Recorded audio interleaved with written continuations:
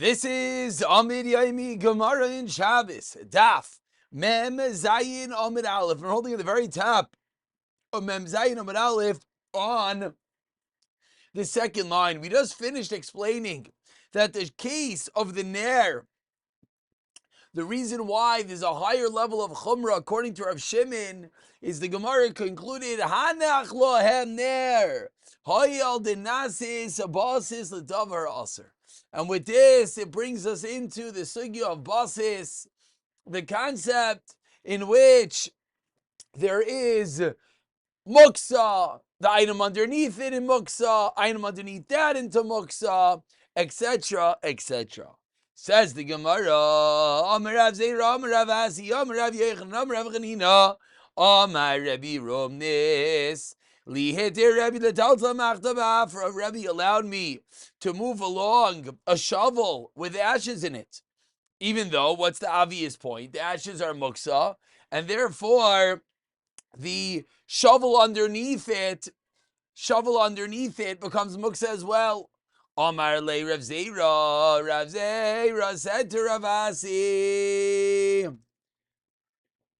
Rav Zera said to Rav Asi, excuse me, Rav Yechon will say this, but tonight learned in the Mishnah. A person can hold his child while the son is holding a stone, or he can hold a basket which has a stone inside it. Not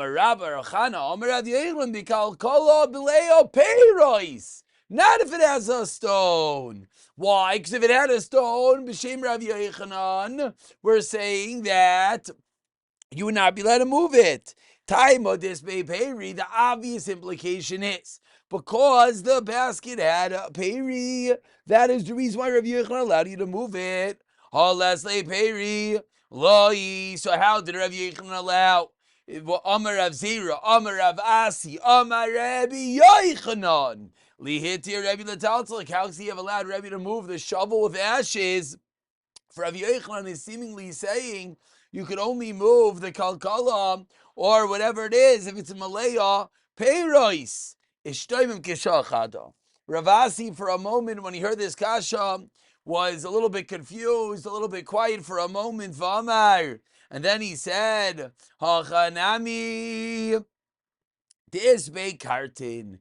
We're discussing a case that the shovel had kartin, meaning it had some part of the fragrance which was not burnt, Rashi explains, and therefore it is not muksa. Because it still has a good smell, therefore it's not muksa. Amar Abaye says, Abaye kartan be Rebbe Michashivi is a little kartan, a little bit of this good smelling incense, according to Rebbe Chashiv? Of course not. The overwhelming is the muksa. Maybe you'll tell me it's chazi v'aniyim, therefore because aniyim could use it, therefore the whole thing's not muksa. V'tanim learned to the brayso. Big de aniyim le'aniyim. Clothing for aniyim goes to aniyim, and therefore is mekabel toma. Big de ashirim la'ashirim. Aval de aniyim la'ashirim loy. Something which is chazi la'aniyim will not be muksa for ashirim. So asks the Gemara, kartan bei Rebbe, for Rebbe having a dot of a good smelling incense in the shovel, what's that going to do for him? Why would that maintain its status of not muksa? So says the Gemara, the shovel with incense should be muksa, should be a basis. L'davar aser.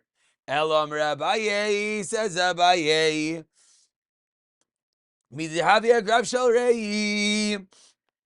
It's a case of a graf shel rei. The reason you're allowed to move it is because a new yisoid.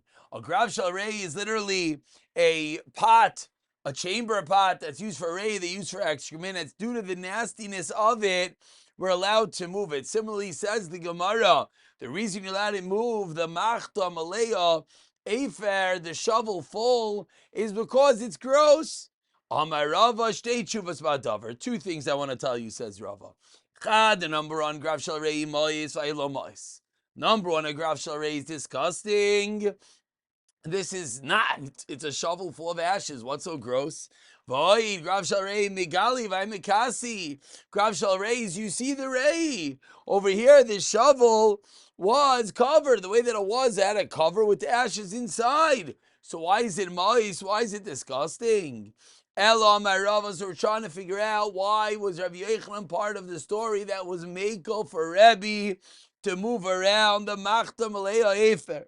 Says the Gemara, Ki Havinan be Rav Nachman. 20 lines at the bottom. The first line is Havinan. Have metal talinan kanuna agav kitma. They would move a kanuna agav kitma because of the ashes. Even though there are pieces of wood on it, which were muksa, still you're allowed to move it because there was some non-muksa on it. So explains the Gemara, we have a situation in which there's muksa and non-muksa, then we're going to be allowed to move it. Meisvei asks Gemara 1 second, Vishavin. Machlokes Rav Yehuda and Rav Shimon, where this all started about moving the Minaira. They both agree that it's going to be a basis to the Shivrei Psila. There's shemen in it. There's clearly oil, which is not muksa, but seemingly we're saying Rav Yehuda and Rav Shimon agree that the Shivrei Psila would make it muksa. Amar Abaya Galila Shanu. In Galila they taught, and because over there the psilais were not so common, therefore they were chashiv. Therefore that was the more chashiv item, and this is the beginnings of basis of asur v'hamoter. That if there's an item inside which is more chashiv, therefore it's going to dictate the status of the entire item. Says the Gemara. That's really the end of the discussion of basis for now. Continues the Gemara, Levi, excuse me, where are we up to? Lost the place. 15 lines at the bottom. The first one line is Levi. Levi bar Ravuna bar Ravuna. They were standing in the doorstep of Ravuna. Going back, we had mentioned a menorah with interchangeable parts. Says the Gemara, what is the halacha about moving around the bed of the tarsiyim of a coppersmith on Shabbos? Amr, they respond, Shabbat, tell me, what's the problem?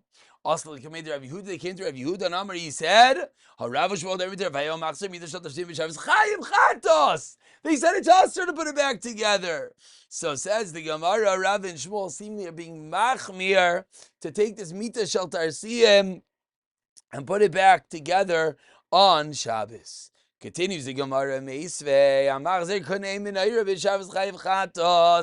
you have a branch to a menorah and you reattach it on Shabbos, you're chayiv chatos. Knei yadim, if you have a painter's pole, lo yaser, you also cannot reassemble it. Again, more like a telescoping pole, but each piece comes apart. To put the pieces back together is aser. V'michser, it's potel aser. Is it derabanan? Rav Simai Omer keren agula chayiv. If you put together a round horn, you're chayiv. Keren pshuta, straight horn, is potter. So what do you see? Says the Gemara. You see that putting together the branches of the menorah is aser, is chayiv. So why would he be allowed to put together the pieces of the mita shel tarsiyim? Explains the Gemara, Inu Damar Ki Tani, goes like the following, Tani the Tanya.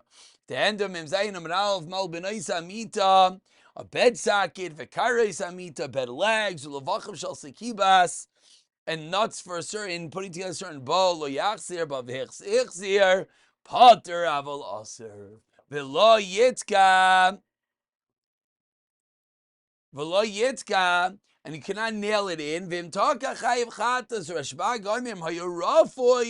It's going to be mutter. So we see that when the pieces are able to be put together rafoi, that's going to be the case that's going to be allowed. And obviously, what is the case of mita sher tasiyim? What are the cases of these pieces that go back together as part of the complication, part of a very difficult sugya of building kelim on Shabbos? The Gemara is ending with the aside that if it's being put together ba'ifin rafoi, in a weak way, then it's going to be mutter. We conclude Bei Rav Chama havimita galalanita had a bed of sections. Having mahajle biyamta, they put it back together in yanta. They hope in the Rava. My daitach binyamin atzad. Oh, you think it's an indirect manner of building? He does you the rice aleka, but it's still I said the rabbanon. Miyayik amar le anakir shbag sirle damim hayarafu imutter. In this case, similarly, it was rafui. Therefore, his mutter. I'll pick it up from the Mishnah. B'siyata dishmaya.